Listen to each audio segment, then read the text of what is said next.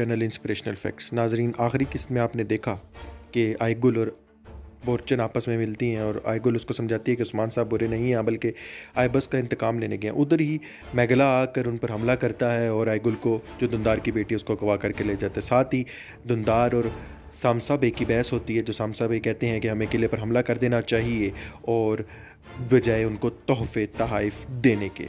तो दुंदार बे समझाते हैं कि इन सरजमीनों पे हर वक्त जंग नहीं लड़ी जा सकती, बल्कि अमन से भी साथ रहना चाहिए। लेकिन सामसा बे कहते हैं कि हम कई लोग जो हैं वो हमेशा से लड़ते हुए आए हैं। साथ ही जो आलिशार बे हैं वो भी आ जाते हैं और यहाँ पर हमारी किस्त ख़त्म हो जाती है। तो आगे की किस्त का रिव्यू अब शुरू करते हैं।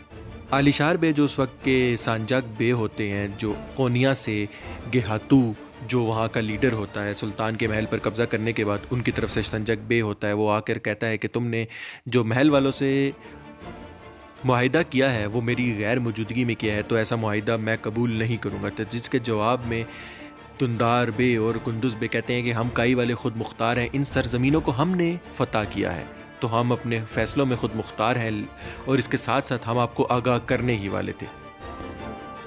इतनी ही देर में बोरचन खातून भाग कर आती हैं और दुंदार साहब को बताती हैं कि हम कपड़े धोने वाली जगह पर थे और हम पर हमला हुआ और आपकी बेटी आयगुल खातून को अगवा कर ले गए हैं। दुंदार साहब कहते हैं कि कौन लेकर चले गए हैं, तो वो बुखला कर बताती हैं, पानी पी कर बताती हैं कि किले वाले मैगला, जो उनका कमांडर है, वो उनको अगवा कर ले गया है।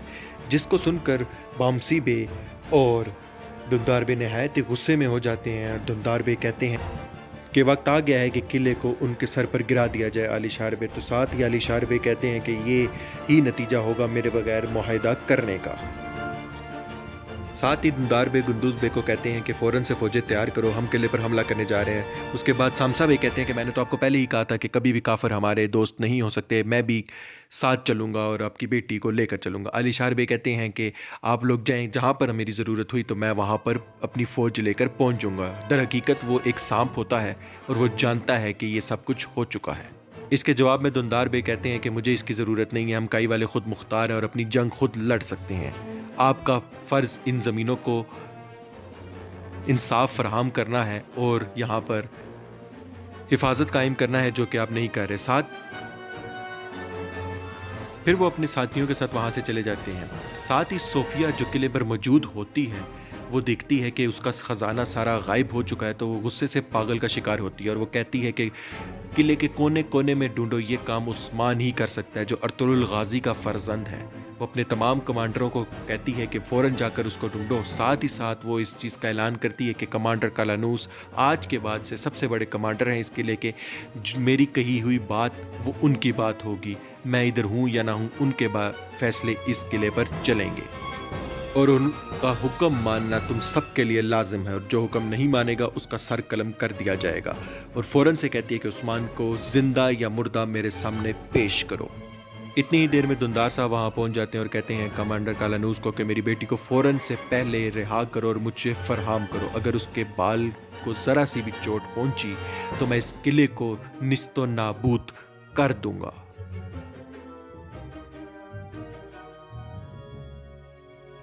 कमांडर कालानूस कहता है कि हमारे किले से ख़जाना चोरी हो गया है, हमारे हाकिम को कत्ल कर दिया गया और उसके पीछे उस्मान है। जब तक हमें उस्मान नहीं मिलेगा हम तुम्हारी बेटी तुम्हें नहीं देंगे।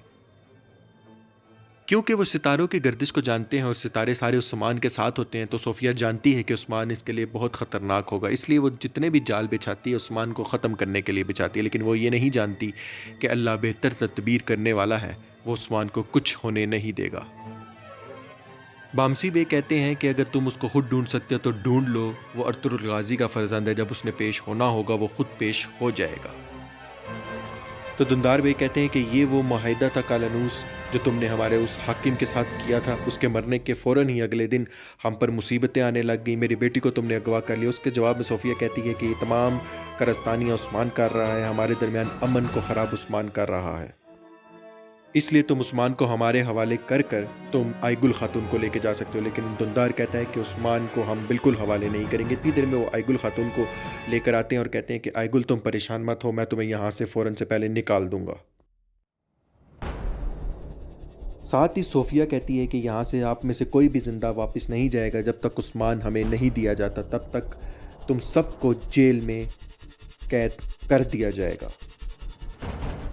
दुंदार कहता है कि अगर मुझे ज़रा सा भी कुछ हुआ तो काई कबीले के जवान तुम्हारे इस किले को तुम्हारे सर पर गिरा देंगे और तमाम किलों पर कब्ज़ा कर लेंगे, इसलिए जो भी करना सोच समझ के करना।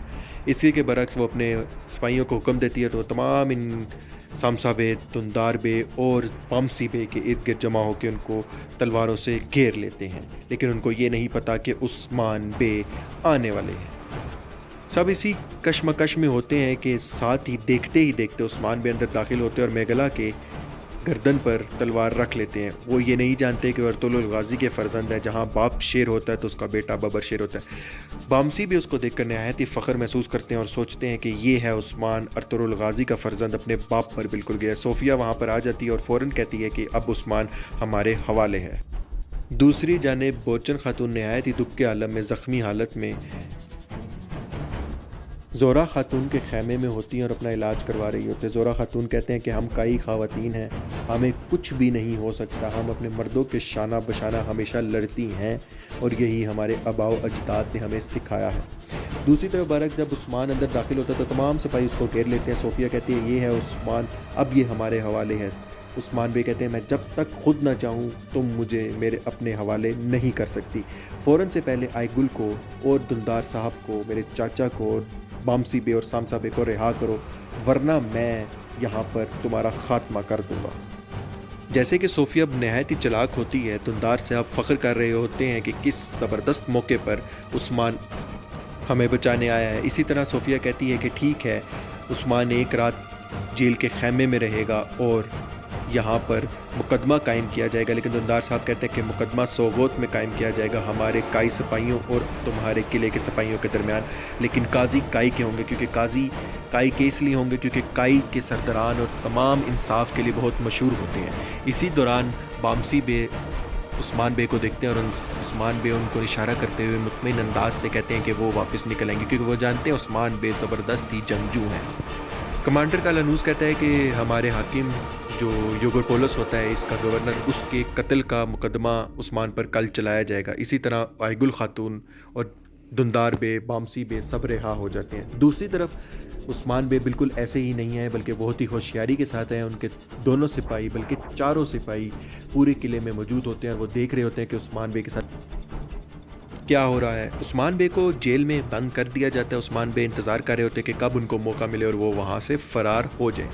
वो उस राहिबा के बारे में सोच रहे होते हैं जो वो उस कमरे में मौजूद होती है कि शायद यही वो गद्दार है जिसने हाकिम को, यूगोपोलस को कत्ल किया है। और कमांडर कालानूस उतनी देर में आता है और वो पूछता है कि तुमने हमारे हाकिम को कत्ल क्यों किया है। तो उस्मान कहता है कि ये तुमने ख़ुद किया है, मैं तुम्हारे तमाम राज़ों को जानता हूँ, क्योंकि हाकिम एक अच्छा इंसान था, हमसे मुआहदा करना चाहता था, लेकिन तुमने ये नहीं चाहा और उसको मार डाला।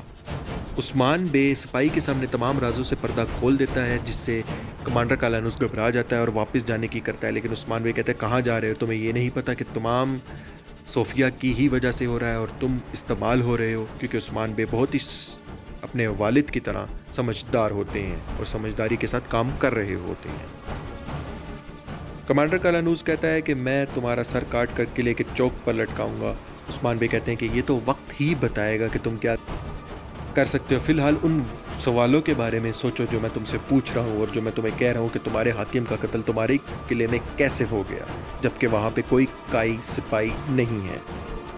ये सुनकर कमांडर कालानूस बौखला जाता है और वहाँ से चला जाता है। उस्मान बे को पता है कि कमांडर कालानूस इस्तेमाल हो रहा है, या तो कमांडर कालानूस ने ही हाकिम को कत्ल किया है और सोफ़िया ने मिलकर कत्ल किया है। उस्मान बे इस बारे में जानता है। अब उस्मान बे अकेले इंतज़ार कर रहे होते कि कब उनके सिपाही इसको इशारा करें और वो यहाँ से भाग जाए। चाँद की तरफ देखकर, उस चमकते चाँद की तरफ देखकर उस राहिबा के बारे में सोचते हैं, क्योंकि दिल ही दिल में उस्मान बे उनको पसंद करने लगते हैं, लेकिन उसमें उसको शक भी होता है। सोफ़िया अपने कमरे पर मौजूद होती है तो हेलेन कहते हैं क्या हम उस्मान पर तशद्दुद करके उसके नाखून हाथ पांव काट कर राज उगलवाएंगे। तो उस्मान के बारे में सोफ़िया कहती है कि ये अर्तुगरुल गाज़ी का फ़र्जंद है, अर्तुगरुल गाज़ी की तरह बहादुर है, उसको ये सब करने से उसके कोई भी राज हम नहीं निकलवा सकते, क्योंकि वो एक बहादुर और निडर इंसान है। हम उसको इस्तेमाल कर कर ही कुछ ना कुछ निकलवा सकते हैं। और आज उस्मान उस जेल से भाग जाएगा और तुम एक बंदा जो मैं तुम्हें बताने लगी हूँ उसको मुंतखब करोगी और तुम उसके पीछे भेजोगी जो उस्मान को मार डालेगा। इस तरह वो मुकदमे से भी भाग जाएगा और वो कत्ल का मुलजिम के बजाय मुजरिम करार कर दिया जाएगा। ये सब सुनने के बाद हेलेन कहती है, क्या ही ज़बरदस्त अकल आपने पाई है मलिका सोफिया। वो फ़ौरन हेलेन को हुक्म देती है कि जाओ और उस बंदे को तलाश करो और उसे कहो कि फ़ौरन से पहले उस्मान के पीछे लग जाए। इसी के बरक्स उस्मान के सिपाही किचन में जाते हैं और उस्मान के लिए ताला खोलने के लिए चाबी उसके खाने में डाल देते हैं। वो कहते हैं कि ये इसका खाना है, इसका आखिरी खाना है जिसने हमारे हाकिम को मारा है। वो बेस बदल कर उसके किचन में आते हैं क्योंकि वो नहीं जानते कि ये तो काई के सिपाही हैं, लेकिन वो उसके खाने में वो चीज़ डाल देते हैं जो उस्मान बे को वहाँ से रिहा करवा देती है। उसके बाद वो कहते हैं कि तुम अपना काम करो और यहाँ से चले जाओ, मैं जा रहा हूँ उस्मान को जिसने हमारे हाकिम को मारे आखिरी खाना खाने। फिर वो बंदा वहाँ पे आ जाता है हेलेन के पास और हेलेन कहती है कि तुम्हें याद है आखिरी बार तुम्हारी आँख किसने ख़राब की थी, अपने हाथों से निकाली थी सोफिया ने। तो आज अगर ये काम ना हुआ तो फिर उसके बाद तुम ये भूल जाओ कि तुम्हारी दूसरी आंख भी बचेगी। तो नाजरीन, ये था एपिसोड नंबर 3 का रिव्यू। मैं उम्मीद करता हूँ मेरी वीडियो आपको पसंद आई होगी। मेरे चैनल को ज़रूर सब्सक्राइब करें, लाइक करें और ये दोस्तों के साथ ज़रूर शेयर करें। सब्सक्राइब करना मत भूलिएगा और अगले एपिसोड बहुत जल्द मेरे चैनल पर। अल्लाह हाफिज़।